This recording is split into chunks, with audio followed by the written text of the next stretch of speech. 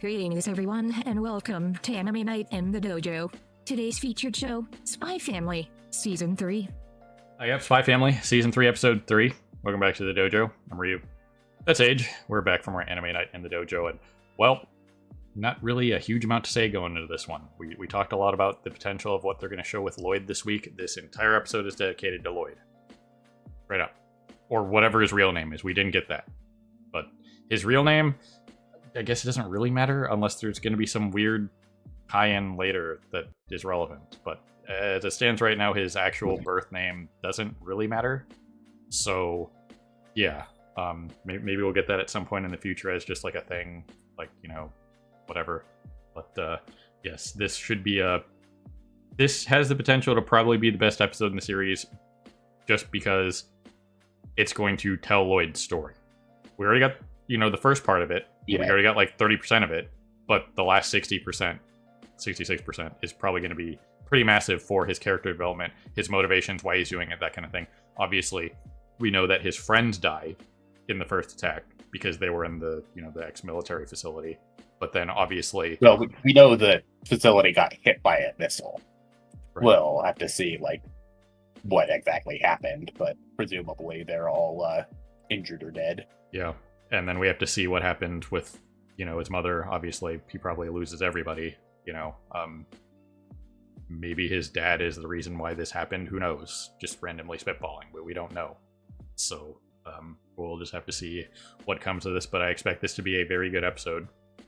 So, I'm usually not super hyped on stuff, but Lloyd is one of my favorite characters in recent memory, so I'm personally expecting a lot, but, I still keep it, moderate, in the whole hype department, We always kind of keep the expectations low, but I expect this to be pretty good, just based on how everything's been handled in this series so far. So this will probably be one of the bigger episodes, probably period. Like a defining episode, just going into it. I assume. You know what I mean? I'm not gonna make the bullshit sportscaster promise I will, cut off my toe if this doesn't happen kind of nonsense and then not own up to it later.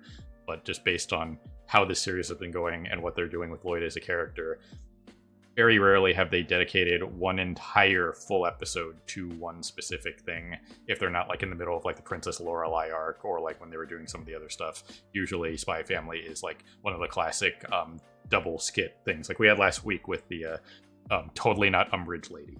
You know what I mean? Yeah. The dual skit stuff, and then we got that first part of Lloyd's story. So usually it's the dual skit stuff. That's why the episodes are usually dual titled. Next week's, we can see it right there on the Crunchyroll player. It's a dual title again, so it'll be two skits again.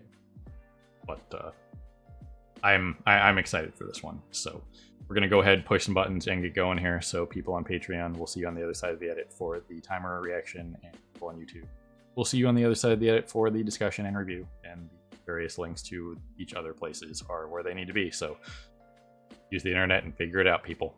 You got this. So here goes something. Well, alrighty then, there you guys have it.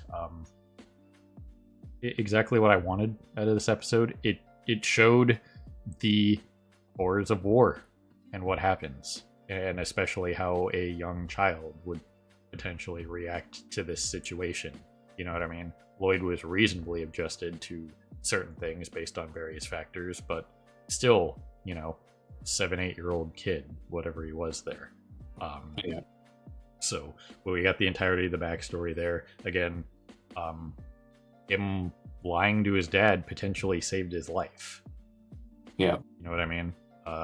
Once again, even a helmet like that, for what it was, is enough to deter blunt force. We talked about that last week. So his first big lie, you know what I mean, which inevitably led to him lying more to get into the army earlier, and that kind of thing that we saw after the tragedy. We see this was the only major flashback we got. This was the flashback that we got in season 1 where when Yor knocks him out, and this is what he kind of remembers. You know what I mean? And the reason why he's fighting, so that no other child has to go through this. You know what I mean? That was his motivation. So again, hell of a name. I thought he came up, like, made it up, but I guess it was the name of somebody else that lived in their town. But it still sounded like kind of like a Lloyd alias, you know, spoofy. Come on. Yeah. That's right up there with Forger. So that was what it was. But stuff like this, like meeting young Frankie, that kind of thing, those situations, again, this would be a whole other discussion and not anything to do with the entertainment or anything that this show is doing. But I will say, at its core, the biggest part of this episode is everything Frankie talks about. 100% correct. If you don't think so, then, well, you're part of the propaganda machine. It is what it is. When it comes down to it, even like Lloyd as a kid, he knew that, you know, it's the people in charge. It's that simple.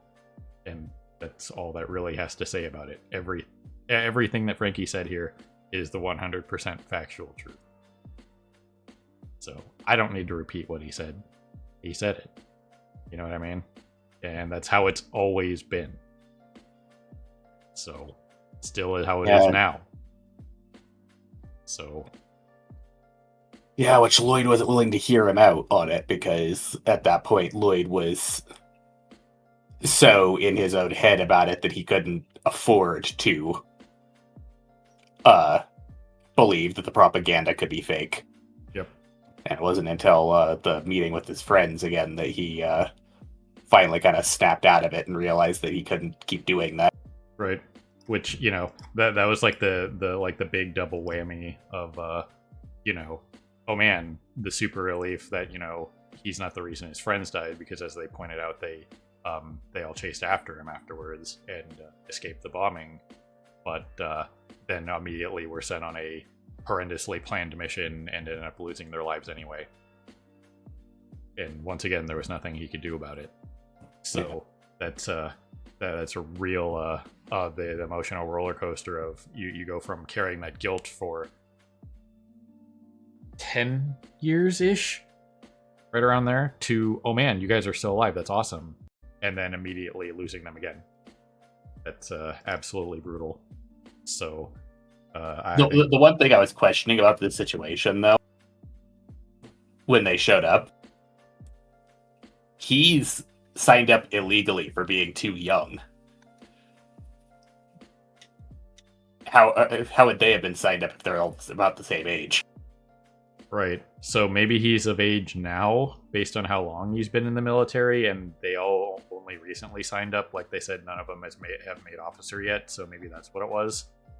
Yeah, there either has to be some sort of time gap shenanigans there, or they were all older than him or something, because, yeah, they made a point of he enlisted too young and used a false identity to do it. Right. So I assume it's just based on the montage that we got up into the point of Lloyd being injured. It was probably a couple years, right? So he was probably like 2 years too young or something like that, because he looked like mid-teens, you know, like a 16-year-old. You know what I mean? So feasibly, as a sergeant, he could have been in the army for 2 years at that point, something like that, based on, which, once again, like you said, he didn't actually earn his rank. It was just a thing of like he's the last person left. Right. So I assume it's just he'd been in the military a reasonable amount of time at this point, because, you know, that's just how that usually goes with the prolonged wars like this that are probably fairly similar to, you know, maybe not the world wars, but a lot of wars between just say two countries can drag on for sometimes decades. I mean, we've seen it in history before. So, I mean, all things considered, the world wars were actually relatively short compared to a lot of one-on-one wars. Yeah, like random conflicts between random countries, wherever they were, you know what I mean? There were some wars that drug on for, you know, 20, 30, 40, 50 years, you know what I mean? You just have to look back in history and find those prolonged engagements, you know what I mean? That just nobody could win or what have you, based on various factors like, you know, harsh winters, supply lines, keeping the army fed, all that kind of stuff. And it just kept going because nobody wanted to give up, because the second you concede, on the world stage, it makes your country look weaker. You know what I mean? Yeah. And then you have to, if you're the one to concede, you have to cede something in the peace treaty. You know what I mean? That's generally how that went. So that's why a lot of these wars are prolonged and just devastating for the civilians. You know what I mean? So this episode did a pretty good job of showing off the horrors of war, what just can happen to a child, the propaganda machine, all that kind of stuff, how it affects people that are young and impressionable. You know what I mean? Especially in an era where there's a lot of younger people are going to fact check stuff, generally speaking. More in our modern era, you have access to the internet, and you can ask like an AI, like, hey, whatever these days, or kids are more likely to ask questions that have more readily available responses and opinions, stuff like that. You know what I mean? And certain parents are more willing to answer the tough questions. Like, should I ever have children? I'm going to be straight up with them about everything. I don't care. This is a fact. This is what you need to know. I'm not going to lie about it. Yeah, we can have fun with Santa Claus for a few years, that kind of thing. But, for the super real stuff, it's like, no, this is how this is. You know what I mean? You need to know. So, it's just, it's one of those things where you have to look back in history and just understand that's how it was then. Things change. You know what I mean? Yeah. There weren't a lot of minorities in, 1550s Finland. You know what I mean? So... That one's always going to get me. But either way, again, this is pretty much exactly what I wanted out of this episode. Again, they did a good job with the symbolism and stuff like that. And then, I guess at this point, they're just military intelligence. They're maybe not the organization wise that they become later, potentially. Yeah. Because at the stage of Lloyd's life, where he's at as Lloyd Forger now, he's like early 30s. Ish, like late 20s, something like that. So it's like another 10 years after this situation, after Sylvia gets her hands on him, which that's freaking terrifying. Because that's already after. If Sylvia's already in the intelligence as like a trainer, then that means that she's already experienced all the terrible things that she tells those like punk kids in the first season. You know what I mean? She's already experienced all like the terrible things that war has done, and probably, you know what I mean? So, yeah, that version of Sylvia, not slowly softened by the years, is probably absolutely terrifying. It'll be interesting to see if we get any of the training montages from her at some point in the future, because those could be a little like extra gap fill-ins for Lloyd's backstory. Still didn't get his name because they, garbled it out, but still, it'll be interesting to see if Lloyd's real name matters in the future. We don't know what happened to his dad. It's kind of implied that he died, but we don't know. It's still a question mark. So that's something to look at. Yeah, the two of the things, is the town that he was in was taken by Estonia, so like it's presumed that he was dead by like the mother and stuff like that. But both the father and the mother are neither of which are actually confirmed KIA. Right. Like, we know the town that he was in got taken, but we don't know if he actually died. And then Lloyd found the burned down house, but he has no idea if the mother was actually even in there. Right. So there's still some serious question marks, which, again, when they usually obfuscate the face, that can mean a myriad of things. So we don't really know. And it's still up in the air because we assumed his friends were dead and they survived. In the case of his mom, she could have heard the air raid sirens and gotten to a shelter and then just never reconnected with her child. You know what I mean? That happens. That absolutely would happen during wartime, especially after freaking carpet bombing. You know what I mean? Yeah, families getting split up in wartime is pretty damn common because of situations like this where it's like, oh, a bombing's happening, we get stuck in different shelters, and we never manage to find each other again. Yep. There are all kinds of things like that happened, that families have stories like that they never saw each other again, or they just kind of derp into each other later. You know what I mean? And life goes on, kind of deal. But this backstory does open up a lot of things for Lloyd, and then they can obviously potentially go more into like Sylvia's like training. Obviously, it was the shock that woke him up out of it, was remembering, oh man, that really was terrible. But that was like the gap bridger there, him starting his spy training because he's a liar. He lied to them. Yeah. So it will be interesting to see if we get a little bit more of like the Sylvia training, like at all. Obviously, we just have like the shock factor here. But yeah, we still need to get more of her just in general. I still think she's going to be a fairly major player at some point when the operation gets closer to like getting closer to dealing with Desmond, however they do that. You know what I mean? Yeah. So yeah.